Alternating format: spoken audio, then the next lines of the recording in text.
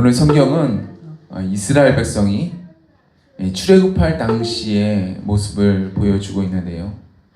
이집트, 그러니까 애굽이죠. 애굽에서 400년간 종살이를 하다가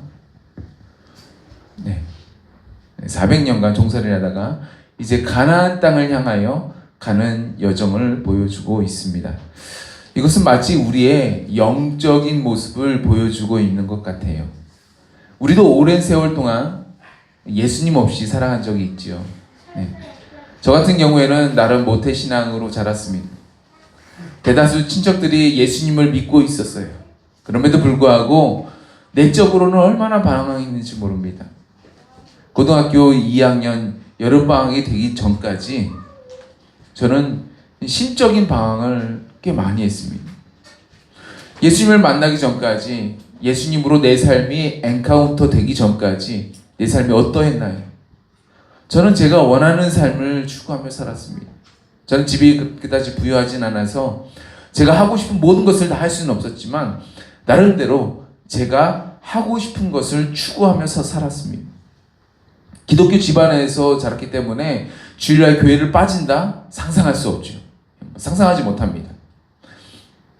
하지만 주일날 예배가 딱 끝난과 동시에 그 이후의 삶은 누구의 거예요? 내 거였어요. 내가 원하는 대로 사는 거예요. 제가 원하는 대로 살았지요. 그 중에 기억나는 것은 롤러스케이트를 타러 가는 거였습니다. 장로님 거제도라서 그런 생각을 하기 어렵죠. 저는 서울이었습니다. 그래서 어렸을 때에도 롤러스케이트장이 있었어요. 어쩌다가 아이들과 함께 화명 생태공원에 있는 인라인 스케이트장을 한번 가보면요, 킥보드를 탄 아이도 있고 또 자전거를 탄 아이들도 보였지만 롤러스케이트를 탄 아이들이 보이더라고요. 그러면 전 옛날 생각을 하곤 했습니다. 그 당시에는 참 많은 학생들이 이 롤러스케이트장을 찾곤 했는데요. 그 많은 학생들이 롤러스케이트장에 모여서 열심히 뭐 앞으로도 가고 뒤로도 가고 뭐 열심히 타고 있는데, 함께 타고 있음에도 불구하고 얼마나 외로운지 모릅니다. 하나님은 외로움에 젖어 있던 저에게 주님이 찾아오셨죠. 주님을 처음 만난 그날은 얼마나 눈물 속에 있는지 몰라요. 4박 5일 수련회 중에 첫째 날 말씀 가운데 그 만남을 가졌는데요. 이 4박 5일 내내 말씀만 들으면 이상하게 눈물이 나더라고요. 주님을 인격적으로 만나고 나니까 더 이상 외로움에 마음이 아파할 필요가 없었습니다. 뿐만 아니라 제 안에 소망이 생겼어요. 예전에는 별 꿈이 없었거든요. 애들이 다 꾸는 그 꿈. 옛날에는 6학년쯤 되면 너 꿈이 뭐야 하면 대통령이요. 다 그랬거든요. 그래서 대통령 하다가 현실을 알게 되잖아요. 중학교 올라오면 이제 현실을 알게 됩니다. 그래서 꿈이 바뀌었어요. 성악가 생각을 하고 있다가 그래서 꿈이 바뀌었어요. 중학교 3학년 되면요 현실을 알거든요. 그래서 난 성악가가 아니라는 걸 알죠. 그래서 꿈이 바뀌었어요. 근데 꿈이 뭔지 모르겠는 거예요. 고등학교 되니까 꿈이 뭔지 모르겠는 거예요. 그랬던 저에게 소망이 생겼습니다. 새로운 열정이 생겼어요. 이제 누구를 위한 소망이죠? 누구를 위한 꿈이죠? 누구를 위한 열정이죠? 주님을 위한 열정, 주님을 위한 꿈이 생겼습니다. 이제 제 앞에는 새로운 길이 놓여지게 된 거예요. 전에 교회를 가도 주님을 위해서 가는 건 아니었어요. 사실 부모님의 눈치도 있었고요. 그리고 또 일종의 관성도 있었고요. 또 교회 분들이 잘해주는 친절함도 있었습니다. 가면 또 먹을 것도 주고 뭐도 주고 하니까 좋은 거 있었습니다. 또 예쁜 학생이 있었어요. 우리 지금 남자 청년들이 이렇게 많이 오셔서 감사한데요. 여자 청년도 좀 있었으면 좋겠네요. 할렐루야. 저희 그 천암이죠. 왕성한 교회를 담당하시는 목사님이 물었대요. 이제 남자 청년들에게. 내 기도 제목이 뭐예요? 딱 물어보니까 남자 청년들이 이렇게 대답을 하는 겁니다. 뭐라고 대답하냐면 여자 청년 셀이 부흥하는 겁니다. 그래서 아니 남자 청년을 위해서 부흥을 위해서 기도해야지 왜 여자 청년을 위해서 부흥을 위해서 기도하냐고 이렇게 물었대요. 그랬더니만 한다는 소리가 여자 청년셀이 부흥해야 저희가 장가를 가죠. 네, 그래서 그렇게 기도를 했다고 합니다. 그래서 참 웃었다고 하는데요. 네, 이제 사설 그만하고요. 저도 예쁘게 생긴 여자애도 있었기 때문에 교회를 열심히 다녔는데 하지만 여전히 제 삶에 악한 사탄 마귀가 뒤에서 조종을 하고 공격을 하고 있었는지 꿈에도 몰랐습니다. 그때는 몰랐어요. 근데 예수님을 만나고 교회를 가니까요, 전에는 들리지 않던 말씀들이 들려지는 거예요. 전에는 느끼지 못했던 새로운 영적인 느낌을 받게 되었습니다. 이제는 주님이 무엇을 기뻐하시는지, 주님이 또 무엇을 싫어하시는지 머리뿐만 아니라 경험적으로도 느낌적으로도 알 수 있을 것만 같아요. 그렇게 영적인 감각들이 하나둘씩 조금씩 열리게 되니까 이제는 주님의 인도함을 받을 수 있게 되었습니다. 예. 주님이 받게 하시는 훈련도 또한 받을 수 있고요. 주님이 받게 하시는 연단도 견뎌내기도 합니다. 옛날에는 견뎌내지 못했어요. 그냥 내가 하기 싫으면 그냥 때려치우고 말죠. 그런데 연단도 받는 거예요. 뭔가 문제가 생기고 어려움이 생길 때에 이제는 기도하면서 그 문제를 돌파할 수 있는 그런 훈련도 조금씩 받게 되는 겁니다. 지금 돌이켜보면요, 그때는 제가 그렇게 많이 기도한 것도 아니었는데 주님이 얼마나 빨리 응답을 해주시는지. 저는 제 대학교 입학금하고 제 대학원 입학금을 제 돈으로 가지 않았습니다. 부모님의 돈으로 가지 않았습니다. 그냥 기도 응답 받아가지고 누군가가 줬어요. 지금도 누군가 줬는지 몰라요. 미국에서 줬다는 누구가 준지 모르겠어요. 이 자리를 위해서 감사의 말씀 드립니다. 제 삶의 고비고비마다 하나님의 은혜와 성령의 역사가 함께 했는데요, 얼마나 감사하죠. 제 삶에도 이러한데 이스라엘 백성들이 이집트 땅, 애굽 땅에서 나오고 가나안 땅을 가기 위해서 광야를 지날 때 얼마나 많은 은혜와 얼마나 많은 기적이 함께 했을까요? 이집트 땅에서 나올 때만 해도 10가지 재앙이 있지 않았습니까? 애굽왕 파라오죠. 바로가 그냥 놔줘요? 그냥 보내줍니까? 절대 그럴 수가 없죠. 어떻게 그냥 놔줍니까? 그런데 이 10가지 재앙 맞으니까 놔줄 수밖에 없는 거예요. 놔주지 않았다면 다 죽게 생기는 거예요. 또 바다가 갈라져서 마른 땅으로 건너가게 하신 기적도 있었고요. 또 물이 다시 합쳐져 가지고 뒤따라오는 그 적군들을 물리쳐 주시는 기적 또한 있었습니다. 먹을 양식이 없어서 줄일 때에 주님 앞에 구했더니 주님이 하루 이틀이 아니라 그냥 40년간 너희가 그냥 가나안 땅에 들어갈 때까지 내려줄게 하면서 만나를 내려주셔가지고 먹을 양식이 생겨버렸습니다. 광야에서 먹을 양식이 생겨버렸어요. 광야를 지나면서 물이 없어 가랄 때 주님이 때로는 독성이 있는 물을 회복해 하시고, 또 한 번은 오아시스죠, 엘림을 발견하게 하시고, 또 한 번은 반석을 터뜨려 주셔서 목마른 내 영혼 계속적으로 채워주셨습니다. 이것은 이스라엘 역사이기도 하지만 우리 인생도 똑같아요. 우리 영혼이 가랄 때마다 주님은 우리에게 주님의 말씀으로 살게 하시고, 기도를 통해서, 찬양을 통해서, 예배를 통해서 주님의 성령으로 가라는 우리의 심령을 채워주시는 거예요. 저와 여러분이 지금 이 자리에 함께 있는 것은요, 이루 말할 수 없는 하나님의 세심한 사랑과 보살핌이 있었던 것입니다.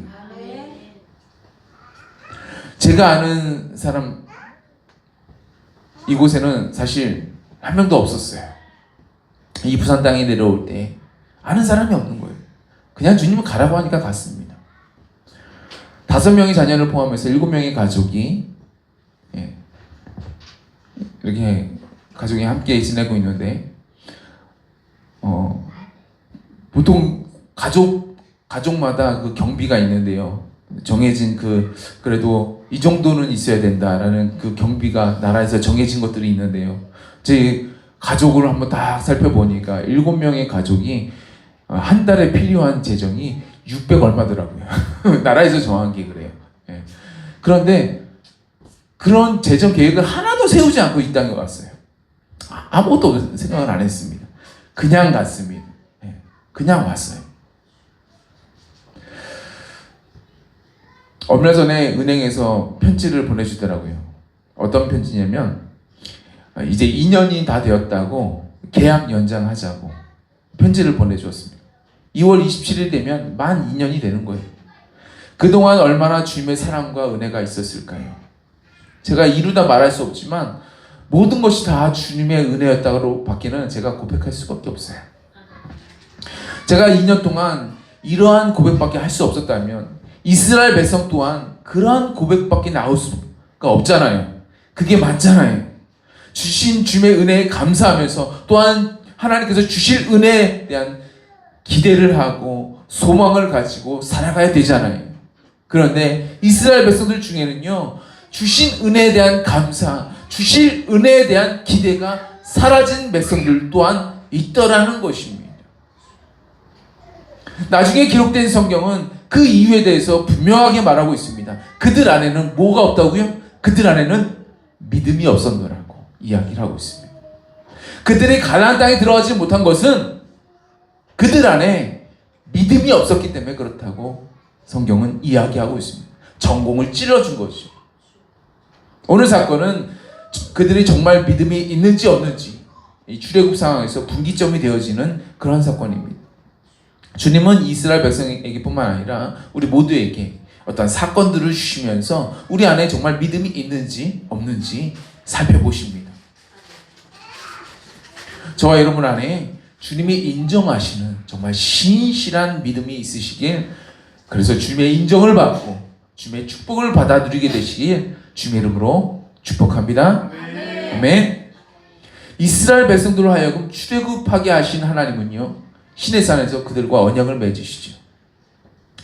아브라함과 맺은 언약이 좀 개인적이고 가정적인 그런 언약이었더라면 이스라엘 백성들과 맺으신 언약은요, 국가적인 언약이었습니다. 국가적인 거예요.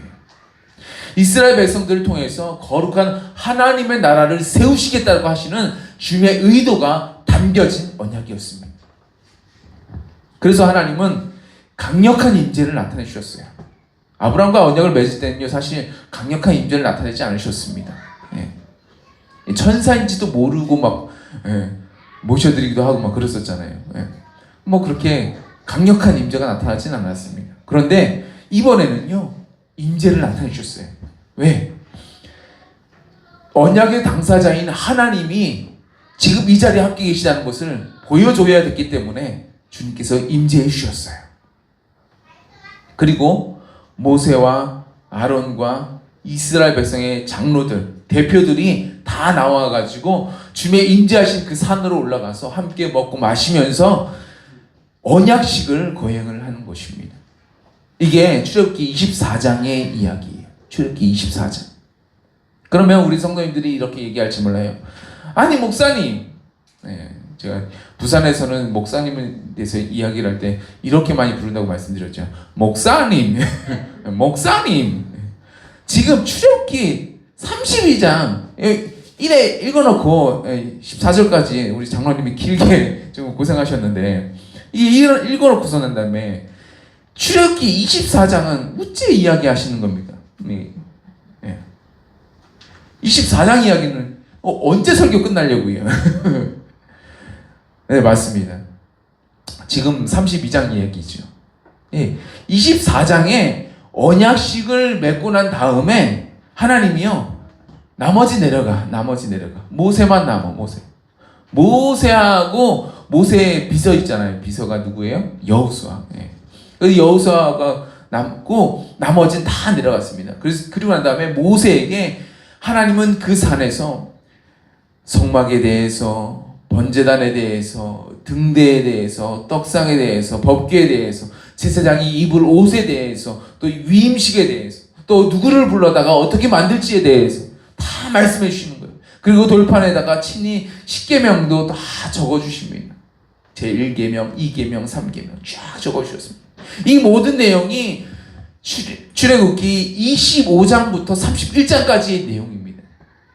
예, 그거 말씀해 주신 거예요.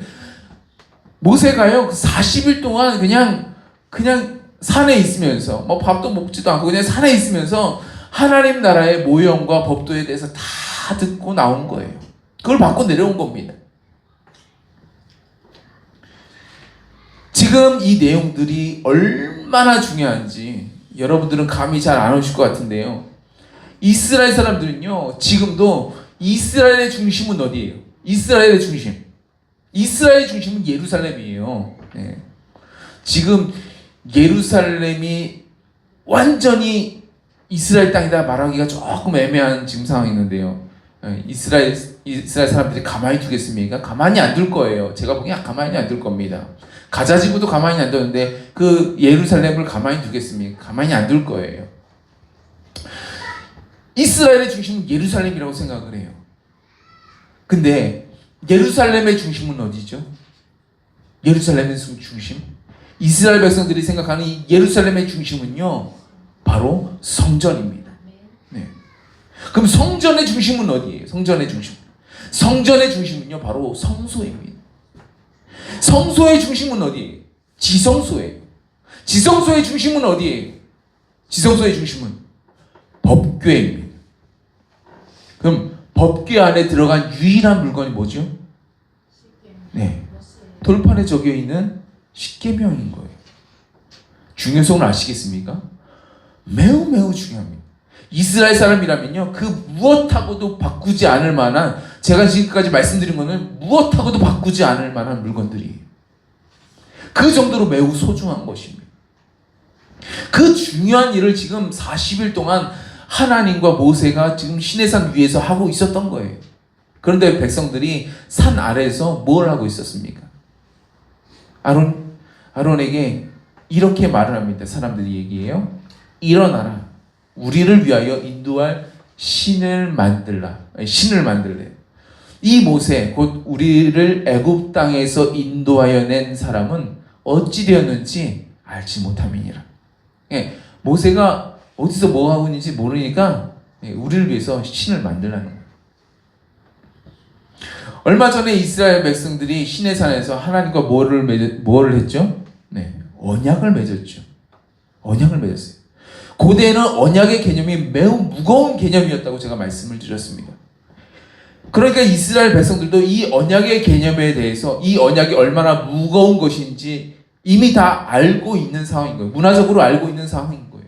그런데 모세가 며칠 동안 보이지 않는다고 해서 바로 이 언약을 깨뜨려 버립니다. 깨뜨려 버려요. 무엇을 만들려고 하죠? 우리를 인도할 신을 만들려고 하는 거예요. 그래서 금모으기 운동을 하다 보니까 아론이 생각나는 게 뭐예요? 아론이 소가 생각나는 거예요. 그래서 소를 만든 거예요. 이스라엘 백성들은 주업이 바로 목축업이다 보니까 금송아지 우상을 만든 겁니다. 이스라엘 백성은 단순히 금송아지 우상을 만드는데 그치지 않아요. 우상 앞에서 절하고요. 우상 앞에 제물도 드리고요. 노래도 만들어서 부르고요. 성경에 보니까 뛰었다고 해요. 제가 뛰면 이 강단이 위험해서 제가 뛰진 않는데 이제 뛰었다고 합니다. 온갖 난잡한 짓을 다 했다라는 거예요. 하나님은 이때 이들의 모습을 보시고는 이렇게 평가하십니다. 그들은 목이 곧은 백성이라고 이야기하십니다. 목이 곧은 백성이다. 저와 여러분을 향한 주님의 평가가 있습니다. 주님 평가를 하세요. 심판주이십니다. 마지막 날 다 심판하실 거예요. 근데 그 평가가 중요해요. 주님의 평가, 사람들의 평가는 별로 중요하지 않아요. 사람들이 나를 어떻게 보든 상관없어요. 그런데 중요한 건 주님의 평가가 중요해요. 왜냐하면 주님이 그 평가대로 천국을 갈지 지옥을 갈지 주님께서 역사하시니까요. 이 사람에게 상급을 줄지 아니면 면류관을 줄지 다 주님이 평가를 하시기 때문에 평가가 중요해요. 주님의 평가가 중요한데 주님의 평가가 그들은 목이 곧은 백성이다. 이런 평가가 아니길 주의 이름으로 축복합니다. 저와 여러분을 향하여서 이 사람은 내 마음에 합한 자다. 이런 평가가 있기를 원합니다. 오늘 말씀 속에서 여러 부류의 사람들이 나오는데요. 저는 세 가지 부류만 말씀을 잠깐 드리겠습니다. 첫 번째 부류의 사람은요. 변질되어 가지고 하나님의 반대편에 서 있던 사람들이었습니다. 대다수의 사람들인 거죠. 언약을 맺었음에도 불구하고 하나님의 편에 서기보다는 우상을 만들고 우상을 섬기기로 선택한 사람들입니다. 그래서 우상을 위해 절도하고 제물도 드리고 노래도 부르고 춤추고 모든 행동을 다 하는데, 지금 말하면 교회에서 하는 모든 행동하고 똑같아요. 교회에서 하는 모든 행동은 다 똑같은데, 근데 그 대상이 하나님이 아니라 하나님에서 우상이 차지하는 거예요. 이단이 다 똑같습니다. 이단에서 교회하고 다 뭐 건물도 똑같고 다 똑같아 보이는데, 한 가지 다른 게 있다면 하나님이 아니라 사람이 우상이 되는 거예요. 그게 이단입니다.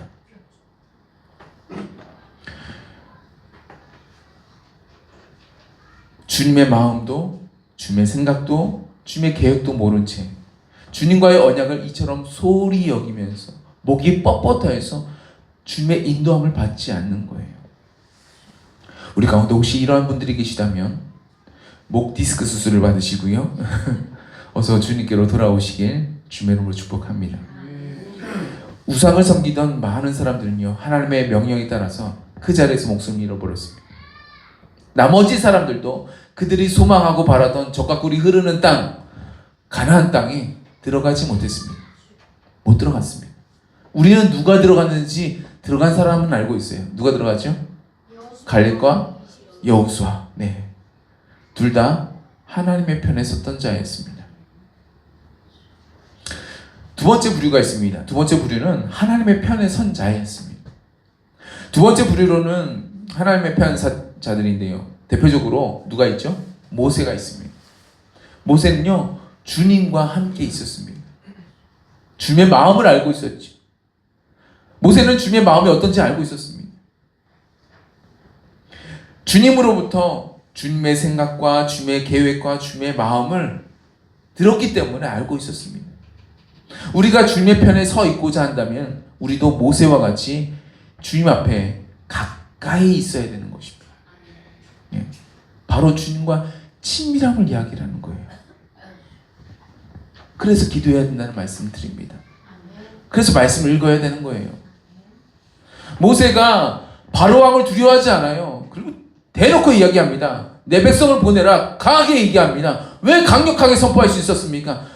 모세가 뭐가 있어서요? 모세가 무슨 능력자입니까? 뭐가 있습니까? 뭐 군대가 있어요? 뭐가 있어요? 아무것도 없잖아요. 그런데 강력하게 선포합니다. 왜 그럴 수 있었죠? 바로 하나님으로부터 오는 용기가 있었습니다. 주님이 내 뒤에 계시니까 모든 게 두렵지 않은 거예요. 지금도 마찬가지입니다. 모세가 수많은 이스라엘 백성들이 있는데도 불구하고 자기보다 힘센 사람 어마어마하게 많죠. 젊은 사람도 많죠. 그런데도 불구하고 그 사람들을 두려워하지 않고 대놓고 저 우상 때려 부셔. 우상을 부시고 그 이 우상 부순 거 가지고 금이잖아. 이거 다 사람들 마시게. 그렇게 하고 우상을 섬긴 자들은 다 죽이고, 이렇게 강하게 얘기할 수 있는 것은요, 주님과의 친밀함으로 비롯된 거예요. 주님이 주신 용기 때문에 가능한 겁니다. 왜요? 뒤에서 주님이 그렇게 말씀하시기 때문에 가능한 거죠. 모세는 하나님을 가까이해서 하나님으로부터 하나님의 계획과 하나님의 마음과 하나님의 뜻과 하나님의 목적을 이미 들었기 때문에 우상을 만든 이스라엘 백성들을 다 죽이는 것이 하나님의 뜻이 아닌 것을 알고 있었습니다. 아닌 것을 알고 있었어요. 하나님이 분명히 모세에게 말씀하시거든요. 이 사람 다 죽이자. 그리고 내가 너로 하여금 새로운 나라 만들어 줄게. 아니에요 주님. 아니에요 주님. 그렇게 하지 마세요. 하나님, 주님의 언약을 기억해 주세요. 아브라함과 맺었던 언약이 있었잖아요. 그 언약을 기억해 주세요. 모세가 하나님의 뜻이 아니라는 사실을 알고 있었어요. 사실 하나님이 이스라엘 백성들을 얼마나 사랑하고 계신지 이 모세가 알아요. 그러니까 하나님이 그렇게 사랑하시니까 이스라엘 백성들과 언약을 맺지요. 언약 괜히 맺습니까? 사랑하니까 맺지요. 그러니까 이스라엘 백성들에게 성막도 만들어주고 법궤도 만들어주고 제사장도 세우고 십계명도 주려고 다 이렇게 주님께서 직접 새겨다 주시는 거 아니겠습니까? 얼마 안 있다가 버릴 사람이라면, 얼마 안 있다가 다 죽일 사람이라면 이런 걸 왜 만들어요? 이런 걸 왜 줘요? 안 주잖아요. 모세는 하나님의 편에 서가지고 하나님의 마음을 알고 있었다 보니까 하나님께서 우상을 만들고 섬긴 이스라엘 백성들을 다 죽이겠다고 말씀하실 때 모세는요, 중보자로 자청을 하는 겁니다. 중보자예요. 마치 예수님의 모습과 똑같이. 모세와 예수님과 같이 하나님의 편에 서서 하나님과 친밀하여서 하나님의 마음을 알고 하나님의 계획도 알고 하나님의 목적을 아는 사람이라면요, 이와 같이 중보자로 설 수가 있습니다. 우리 가정을 위한 중보자로 설 수 있어요.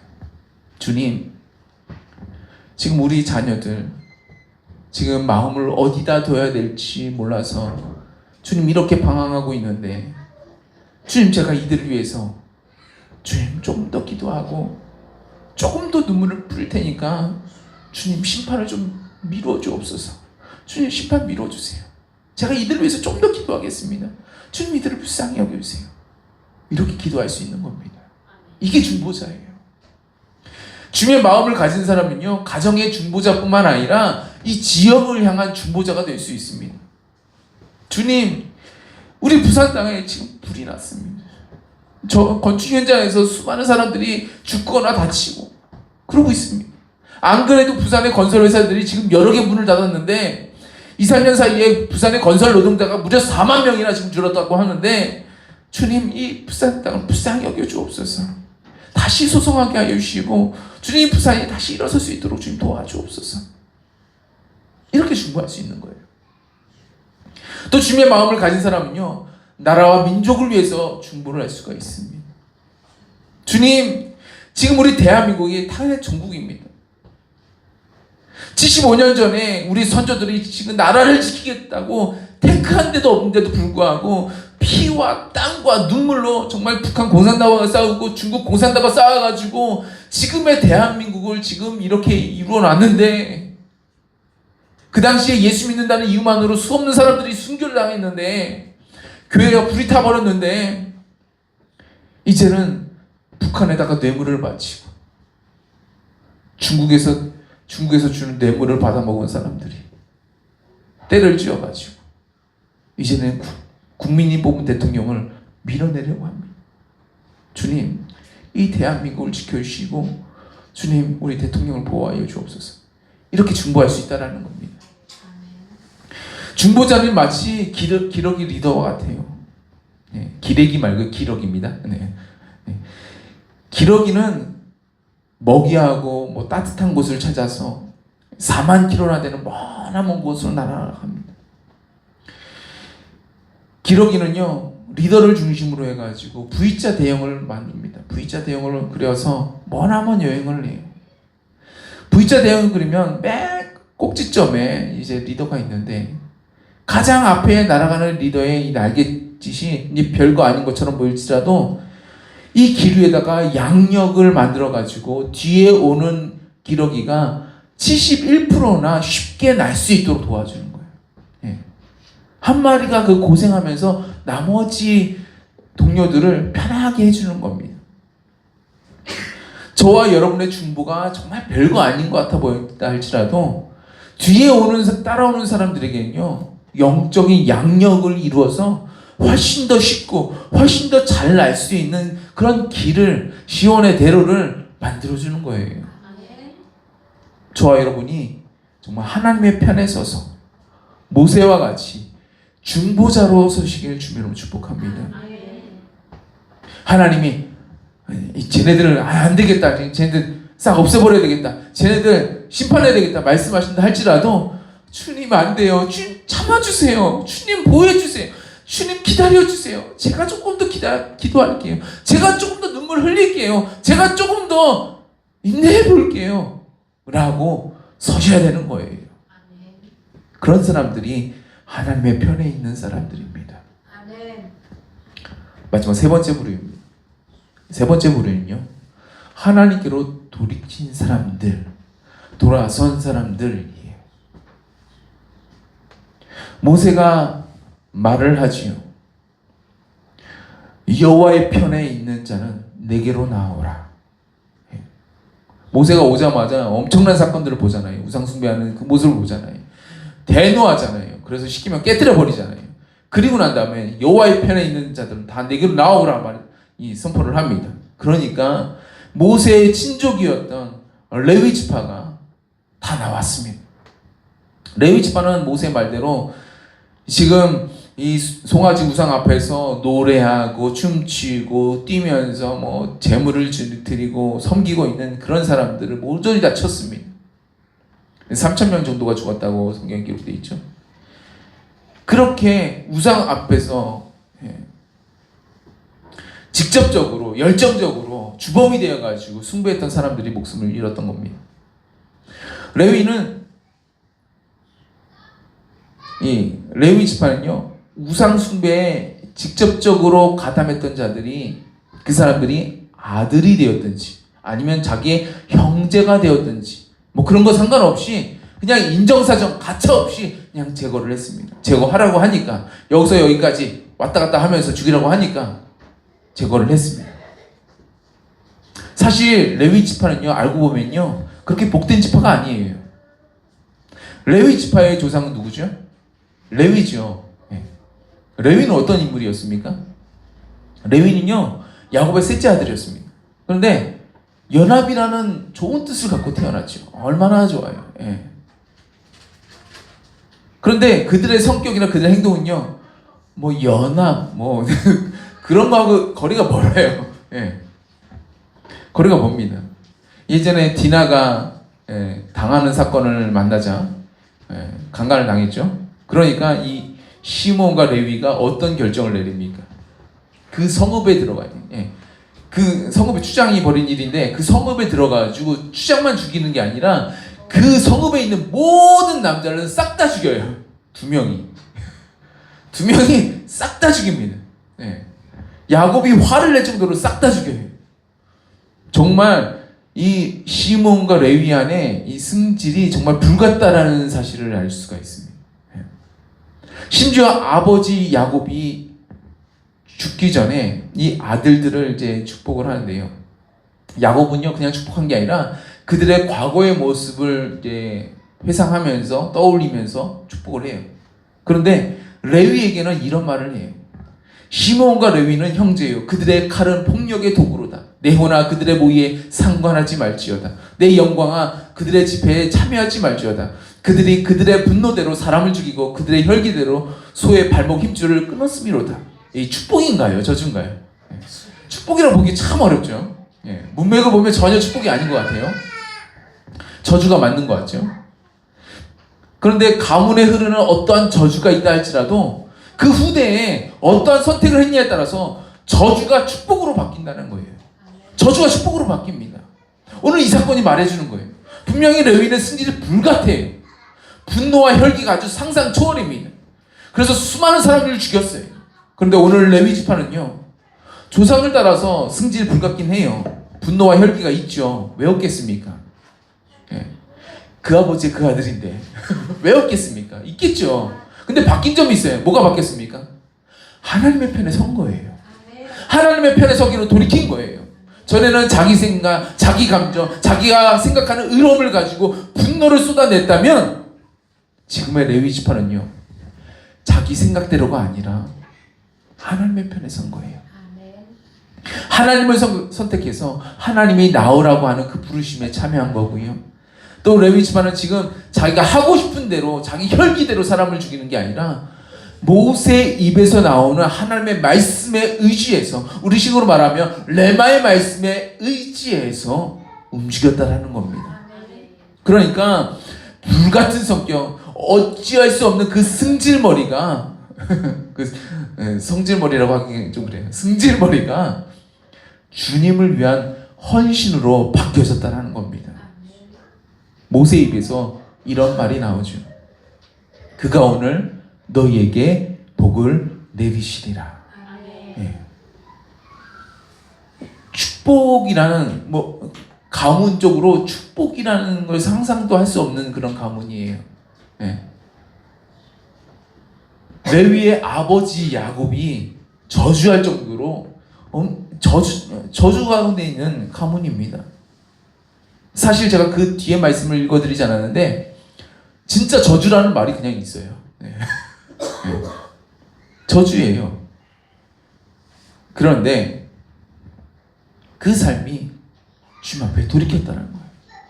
돌이켰습니다. 그러니까 그 저주가 축복으로 바뀌는 거예요. 그래서 레위 지파는 주님을 섬기는 지파로 따로 부르심을 받게 됐습니다. 그래서 레위 지파 중에서 제사장이 나오는 거고요. 그 복받은 가문이 되는 겁니다. 혹시 이 설교를 듣고 계신 분 중에서 여기 계신 분들 뿐만 아니라 영상을 통해서 보고 계신 분들 중에서 축복하고는 전혀 거리가 먼 그런 삶을 살고 계신 분이 계십니까? 부모로부터 성질이 아니라 승질로 태어나신 분이 계세요? 내 삶이 뭔가 꼬여가지고 아무리 뭐 그 액땜 하면 된다 해서 뭐 액땜 하고 해도 액땜이 되어지지 않는 사람이 있습니까? 뭔가 머피의 법칙이 계속적으로 내 삶에 이루어지는 사람이 있습니까? 네. 뭔가 안 돼도 꼬여도 이렇게 꼬일 수가 없어요. 계속적으로 꼬여요. 그런 저주스러운 삶 가운데 계신 분이 있다면 레위 지파와 같이 우리 주님의 부르심에 응답하시기 바랍니다. 여호와의 편에 있는 자는 다 내게로 나오라 할 때에 곧바로 응답하셔서 주님의 편에 서시기를 바랍니다. 주님의 편에 서게 될 때에 저와 여러분의 삶이 아무리 저주스러운 삶이라 할지라도 주님은 우리의 삶을 축복으로 바꾸십니다.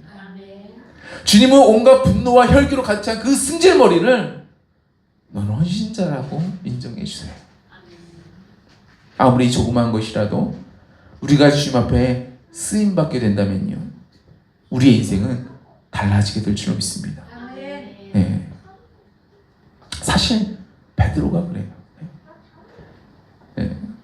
베드로가 원래 뭐예요? 예수님이 뭘로 부르셨습니까? 시몬이라고 부르시지 않았습니까? 네. 시몬 지파입니다. 네. 시몬 그 이름이에요. 열심당원이었습니다. 네. 승질이 불같은 사람이었어요. 근데 바뀌었어요. 불같은 사람이 그 말고의 길을 그냥 한 방에 내치쳐가지고 그냥 귀를 잘라버리는 그런 승질머리 있는 사람이 바뀌는 거예요. 축복의 사도가 돼버리는 겁니다. 우리가 제자하면 첫 번째 떠오르는 사람 바로 베드로 생각하지 않습니까?